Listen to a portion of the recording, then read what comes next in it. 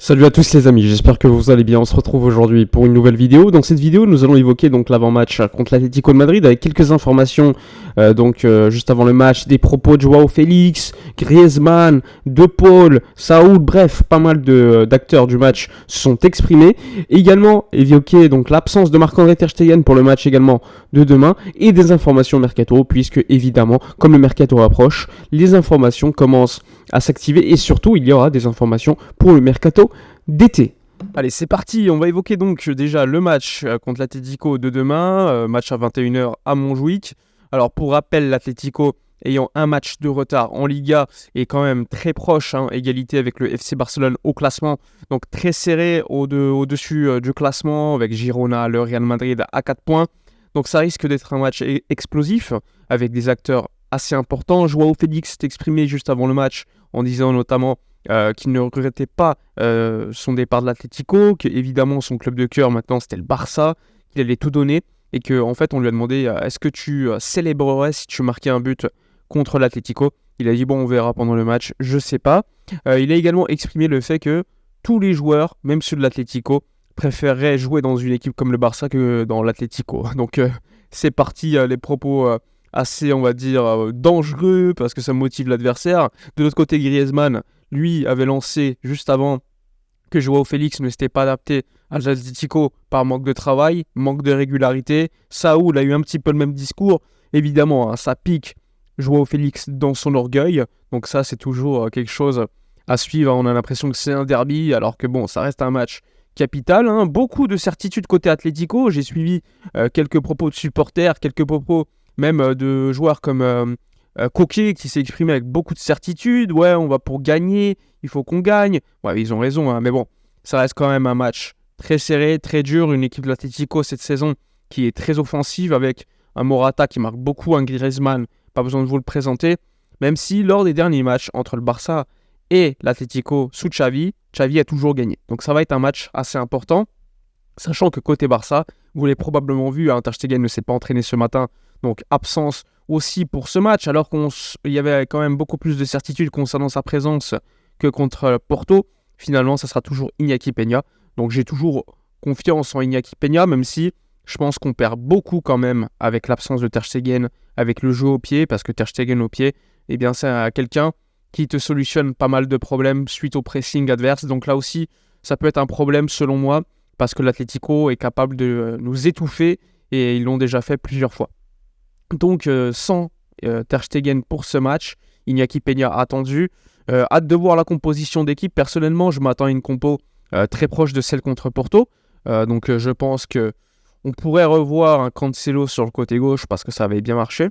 On pourrait peut-être voir un Koundé sur le côté droit et un Araujo, Inigo Martinez ou Araujo et Christensen en défense centrale. Ça, c'est quelque chose que je n'écarte pas du tout. Et le milieu de terrain, je pense que ça sera Gundogan, Pedri et Frenkie de Jong, quelque chose qu'on a vu contre Porto. À un moment donné, je pense quand même qu'il va falloir faire reposer certains joueurs parce que évidemment, ils ne pourront pas enchaîner pendant des mois et des mois. On le voit depuis le début de saison, Gundogan, heureusement, contre l'un des derniers matchs, je crois que c'était contre le Rayo, il n'avait pas commencé. On essaie de trouver quand même quelques quelques matchs de repos à certains joueurs pour qu'ils ne jouent pas toutes les minutes.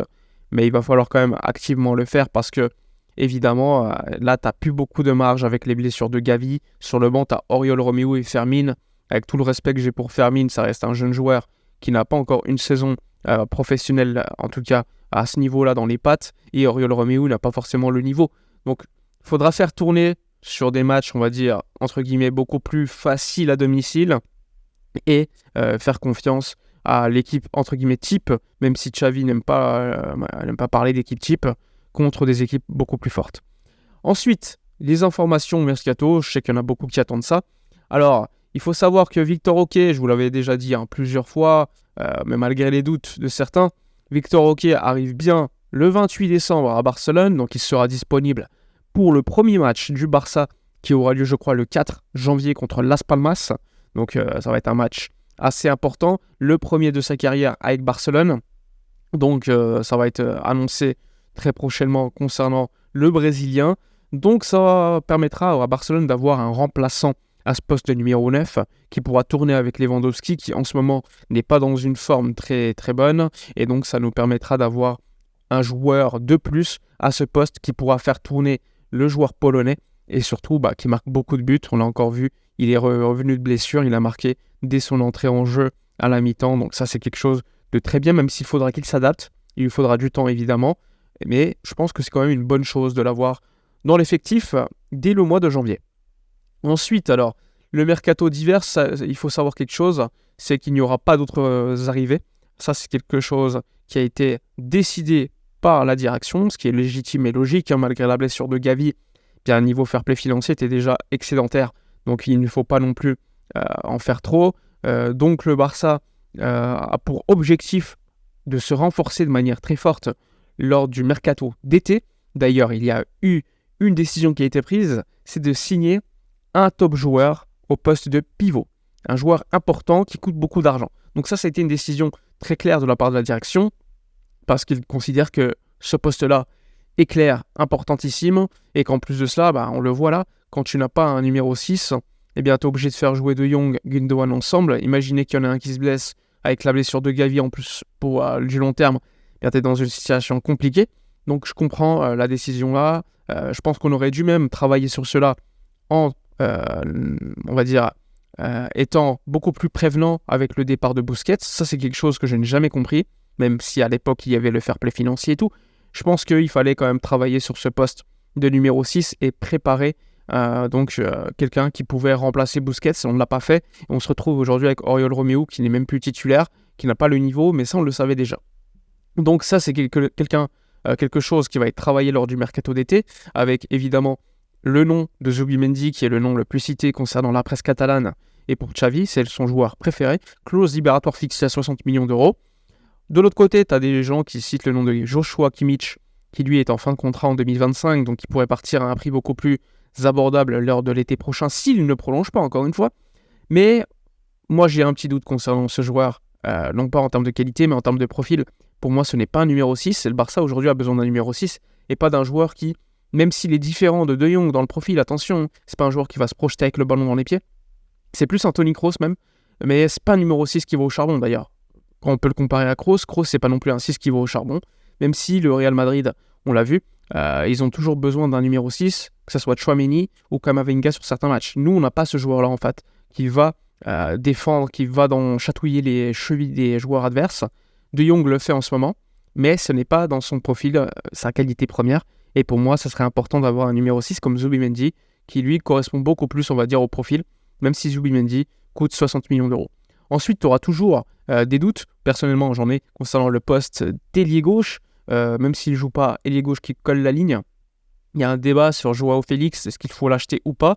Le Barça a déjà pris la décision pour Cancelo, donc le Barça va vouloir l'acheter. Il faudra voir comment ça va se dérouler avec Manchester City, mais concernant le côté gauche, j'ai beaucoup de doutes concernant le prix demandé par l'Atlético, même si je sais que Joao Félix a beaucoup de talent, ça se voit quand il a le ballon dans les pieds, mais c'est pas un joueur qui se beaucoup.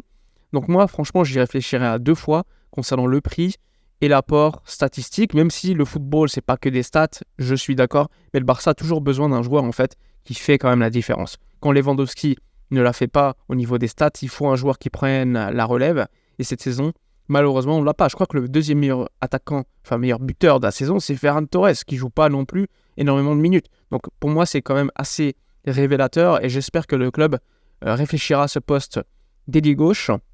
Et concernant l'ailier droit, je pense qu'une décision sera faite l'été prochain avec la vente de l'un des joueurs comme Ferran Torres ou Rafinha, même si personnellement, si je devais recruter un joueur à ce poste-là, c'est pas la priorité du club qui a besoin de se renforcer au poste de pivot, comme je vous l'ai dit, et plutôt ailier gauche. S'il y avait une priorité sur le côté droit, je sais que ça ne plairait pas à beaucoup de gens, mais moi j'irais sur Kubo, le joueur de la Real Sociedad qui appartient à 50% au Real. Si le joueur, on le convainc, je pense qu'il pourrait venir. Le prix, encore une fois, n'est pas si élevé que ça, même si on financerait littéralement la Real Sociedad, encore une fois. Après, je peux comprendre ceux qui ne veulent pas parce qu'il a fait, entre guillemets, un acte de traîtrise en signant au Real Madrid, mais il faut se rappeler qu'à l'époque, Bartomeu n'avait pas voulu payer 2 millions d'euros seulement pour le rapatrier, ce qui avait causé évidemment des problèmes dans cette potentielle signature. Bref, voilà, on a fait le tour concernant les informations de la journée. N'hésitez pas comme d'habitude à vous abonner à la chaîne, liker, commenter, partager. Moi je vous dis à la prochaine et d'ici là, comme d'habitude, portez-vous bien.